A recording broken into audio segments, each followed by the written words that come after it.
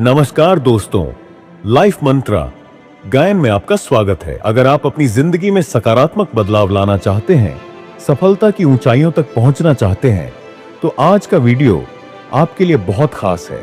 हम बात करने जा रहे हैं स्टीफन कोवे की प्रसिद्ध किताब the 7 habits of highly effective people के बारे में, जिसमें उन्होंने उन 7 आदतों का जिक्र किया है जो किसी भी व्यक्ति को प्रभावी और सफल बना सकती हैं। अगर आप इस वीडियो को अंत तक देखते हैं तो आप इन आदतों को अपनी जिंदगी में लागू करके अपने लक्ष्य को जल्दी हासिल कर सकते हैं। तो बिना वक्त गंवाए चलिए शुरू करते हैं। पहली आदत है बी प्रोएक्टिव, यानी सक्रिय बने।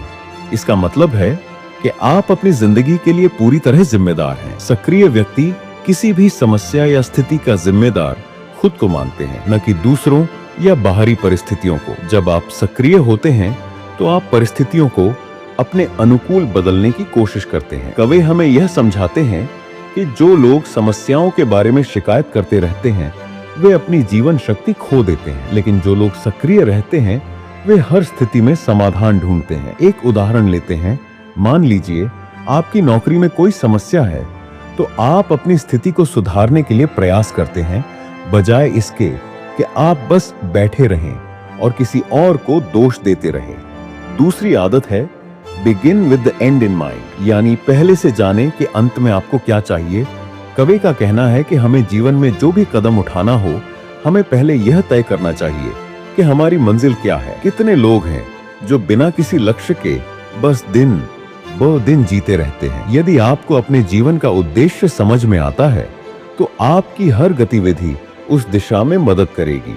आप अपनी जिंदगी का मिशन स्टेटमेंट बना सकते हैं, जिसमें आप यह लिख सकते हैं कि आपके लिए सबसे महत्वपूर्ण क्या है, जैसे मैं एक सकारात्मक और प्रेरणादायक व्यक्ति बनूंगा, या मेरे लिए परिवार और स्वास्थ्य सबसे ऊपर है। जब आप इस उद्देश्य को समझते हैं तो आपका हर निर्णय उसी के अनुसार होगा। तीसरी आदत है पुट फर्स्ट थिंग्स फर्स्ट, यानी पहले महत्वपूर्ण काम करें। कवे इस आदत में हमें यह सिखाते हैं कि जीवन में जो काम सबसे ज्यादा महत्वपूर्ण है उन पर पहले ध्यान दें। हम अक्सर अपने समय को उस चीज में बर्बाद कर देते हैं जो ज्यादा जरूरी नहीं होती, जैसे सोशल मीडिया चेक करना या अनावश्यक बातें करना। लेकिन यदि आप अपने जीवन में सफल होना चाहते हैं तो आपको उन कामों पर ध्यान केंद्रित करना होगा जो आपके दीर्घकालिक लक्ष्यों को पूरा करने में मदद करें। कवे ने एक समय प्रबंधन मैट्रिक्स भी बनाया है, जिसमें आप यह समझ सकते हैं कि कौन से काम अर्जेंट एंड इम्पोर्टेंट है, कौन से सिर्फ अर्जेंट है और कौन से सिर्फ इम्पोर्टेंट है। आपको अपने दिन का ज्यादातर समय उस काम में लगाना चाहिए जो इम्पोर्टेंट बट नॉट अर्जेंट हो, क्योंकि यही आपके दीर्घकालिक लक्ष्यों में मदद करेगा। चौथी आदत है थिंक विन विन, यानी सभी के लिए जीत सोचें। कवे इस आदत में हमें यह सिखाते हैं कि जीवन में सफलता सिर्फ हमारी नहीं बल्कि दूसरों की भी होनी चाहिए। यह एक मानसिकता है जो यह मानती है कि दुनिया में संसाधनों की कोई कमी नहीं है और सभी को सफलता मिल सकती है।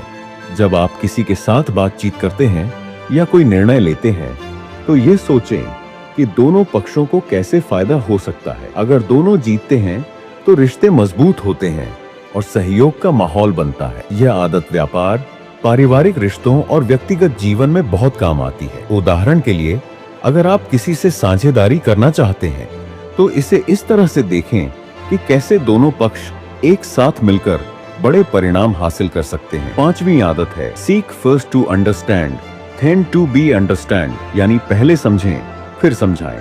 कोवे के अनुसार एक अच्छा संवादक बनने के लिए हमें सबसे पहले सामने वाले व्यक्ति को पूरी तरह समझना चाहिए। हम में से बहुत से लोग जब किसी से बात कर रहे होते हैं तो हम उनके कहने से पहले ही अपने विचार व्यक्त कर देते हैं, लेकिन अगर हम पहले सुनते हैं और समझते हैं तो हमारी बात प्रभावी तरीके से सामने आती है। एक अच्छा संवादक वही है जो सामने वाले की बातों को समझे और फिर अपनी राय सही तरीके से प्रस्तुत करे।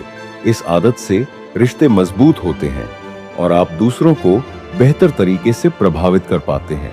छठी आदत है सिनर्जाइज, यानी सहयोग करें। कवे इस आदत में बताते हैं कि जब हम एक साथ मिलकर काम करते हैं तो एक व्यक्ति से कहीं ज्यादा परिणाम निकलते हैं। सहयोग का मतलब है कि हम अपनी ताकत और क्षमताओं को दूसरों के साथ मिलाकर साझा करें। एक टीम के रूप में काम करने से न केवल काम जल्दी होता है बल्कि बेहतर तरीके से होता है। अगर हम एक दूसरे के विचारों, दृष्टिकोण और गुणों का सम्मान करते हैं तो हम बड़ी सफलता हासिल कर सकते हैं। आखिरी आदत है शार्पन द सॉ, यानी आरा तेज करें। कवि ने इस आदत में यह बताया है कि अगर हम अपने शारीरिक, मानसिक, भावनात्मक और आध्यात्मिक स्वास्थ्य पर ध्यान नहीं देंगे तो हम जल्दी थक जाएंगे और हमारी प्रभावशीलता घट जाएगी। आपको अपनी ऊर्जा को फिर से रिचार्ज करना होगा ताकि आप लंबे समय तक सफल रह सकें। इससे आपकी शारीरिक फिटनेस, मानसिक स्थिति और आत्मिक संतुलन बेहतर रहेगा और आप बेहतर परिणाम प्राप्त करेंगे। तो दोस्तों, यह थे the 7 habits of highly effective people के 7 प्रभावी आदतें। इन आदतों को अपनाकर आप न केवल अपने व्यक्तिगत जीवन में सफलता पा सकते हैं बल्कि अपने प्रोफेशनल जीवन को भी नई दिशा दे सकते हैं। अगर आपको इस वीडियो से कुछ नया सीखने को मिला हो तो कृपया इसे लाइक और सब्सक्राइब जरूर करें। धन्यवाद।